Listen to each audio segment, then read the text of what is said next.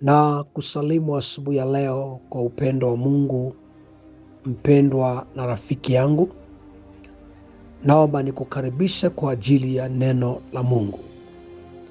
Ujumbe wetu unasema, ijapokuwa itachelewa, usiache kuingojea.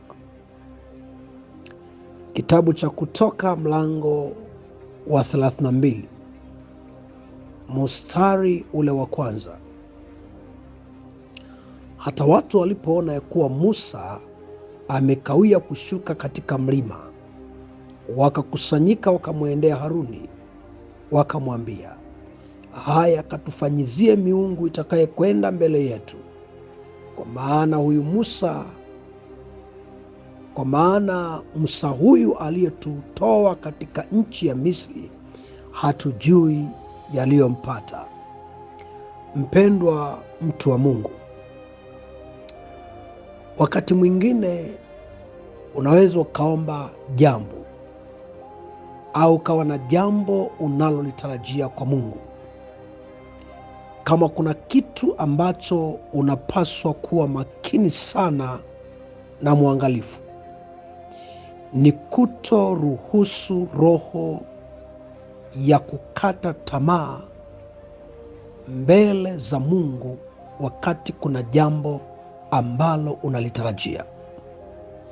Kwa sababu mara nyingi tunaweza tukaomba, lakini kwa sababu ya jambo lile ambalo tumeliombea linachelewa, unakuta ndani ya nafsi zetu tunakata tamaa au tunachoka kusubiri kupokea lile ambalo tumeliomba mbele za Mungu. Na hakuna kitu kinachopoteza muujiza kama kuona jambo limechelewa, ukaamua kutafuta njia nyingine kwa akili zako. Ni kweli unaweza ukatafuta njia zingine kwa akili zako na ukafanikiwa, lakini jambo hilo wakati mwingine inaweza likakataa au lisidumu, kwa sababu umeshindwa kusubiri la Mungu. Na la Mungu litakapotokea, unaweza ukaliona lile la kwako kama halina nafasi. Maandiko yanasema juu ya wana wa Israeli, wakati Musa amewatoa Misri wanaelekea Kanaani, na Musa akaenda mlimani kwa sababu ya kumwomba Mungu. Hakwenda kukaa, alienda kumwomba Mungu. Lakini fikra za wana wa Israeli wakafikiri Musa tu ameondoka. Na maandiko yanasema walipoona amekawia kushuka, walipoona amechelewa, wakaanza kutafuta miungu tofauti na Mungu aliye hai. Unapoona jambo limechelewa, si wakati wa kugeuka, si wakati wa kumwasi Mungu. Hata kama umeomba miaka mingapi na unaona jambo unaloliombea limechelewa, sio sababu ya wewe kumwacha Mungu, sio sababu ya wewe kugeukia miungu, sio sababu ya wewe kukata tamaa. Endelea kuinua macho ukitarajia wokovu, kwamba kuna wakati na kuna majira Mungu atakujibu katika hilo jambo.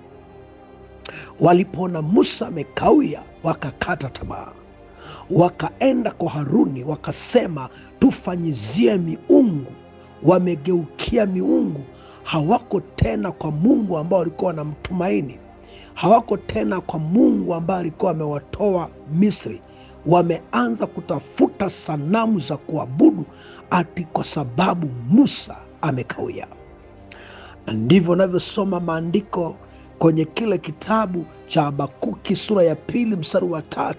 Maandiko yanasema njozi hii ni kwa wakati ulioamuriwa, bado utakuja kwa wakati. Hata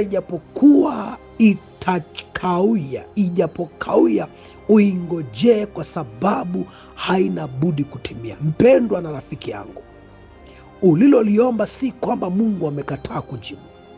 Ayamkini ni wakati haujafika, ni majira ya wewe kujibiwa. lakini majira ya Mungu ikitimia ya wewe kujibiwa, Mungu atakujibu na utashangaa atakavyokujibu.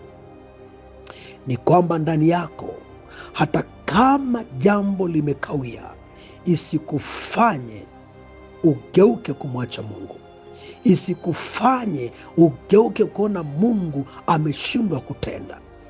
Anasema ijapokuwa jambo lako litachelewa, lakini endelea kungojea, usikate tamaa, endelea kungojea.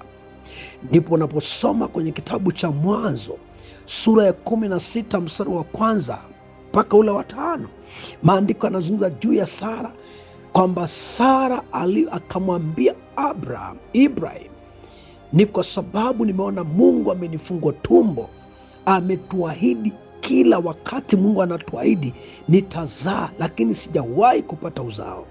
Sara akaamua kuvunja ndoa yake mwenyewe, akaamua kuachilia roho ya uharibifu, akamwambia Abraham, umchukue Ajiri ukazae naye.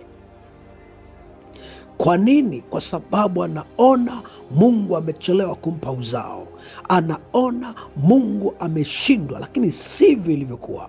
Mungu anaweza kutenda. Ndio maana maandiko yanasema yasiyowezekana kwa wanadamu, kwa Mungu yanawezekana. Yako mambo, wapendwa, kwetu sisi kwa akili zetu na kwa nguvu zetu haiwezekani, lakini kwa Mungu aliyetumba, kwa Mungu aliye hai, inawezekana. Yeye ambaye maandiko yanasema atatengeneza njia pasipo na njia, atafanya kila bonde na kila mlima kuwa tambarare, atafanya nyika itoe maji.